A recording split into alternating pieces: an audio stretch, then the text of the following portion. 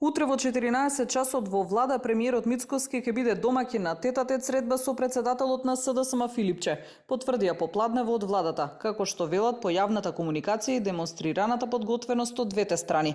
Претходно на пресконференција Филипче рече дека ваква средба треба да има како вовед во изградба на долгорочна државна стратегија. Според него, преку политички диалог треба да подготват стратешки документи за следните 2 децении, со фокус на образованието, здравството, правосудството, животната средина, како најслаби алки во системот.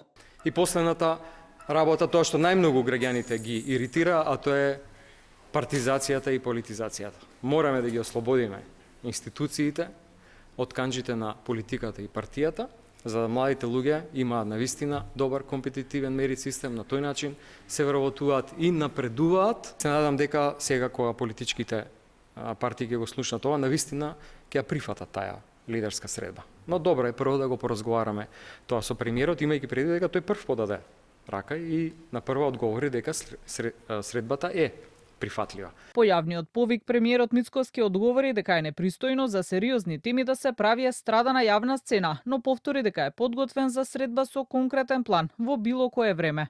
Доколку навистина има план и желба да помогне, стојам на располагање во секое време, ќе го прераспределам мојот распоред на полноќ, после полноќ, кога ќе каже тогаш, да го сослушам неговиот план и да видиме дали по тој план нешто може да се реши. Но доколку планот опфаќа пристап стабри, како што беше во минатото за време на короната, тогаш јас такви планови не можам да прифатам. За собраниска анкетна комисија СДСМ иако најавуваше нема да инсистира да се формира веднаш. Филипче истовремено оценува дека истрагата за несреќата во Кочани е селективна, но сепак рече дека ќе дадат шанса на истражните органи. Тврди дека нема ништо против да се отворат и темите за несреќите со Беса Транс Дурмотурс или пак модуларната болница во Тетово. Ова не е повлекување, ова е само механизам да имаме некаков инструмент активиран во момент во кој што би дал вистински резултат. Немојте да мислите дека бегаме од нешто или од нешто се плашиме. Не, може да има анализа, проверка, било каква комисија за било кој настан во минатото.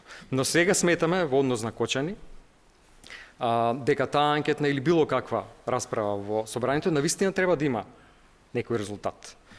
И со оглед на тоа што се уште трае истрагата и со оглед на тоа што укажуваме зашто сметаме дека тој процес е селективен, можно е нешто да се смени и прошири. И во тој контекст сметаме дека треба да почекаме. Во меѓувреме во собрание единствено ДУИ поднесе формално барање за анкетна комисија, но иницијативата им беше вратена поради недоволниот број на потписи од пратеници. Од Мала Речица ова го толкуваат како страф од истрага со меѓународен мониторинг, додека од коалицијата Вреди им возвратија дека единствена нивна грижа е медиумско внимание.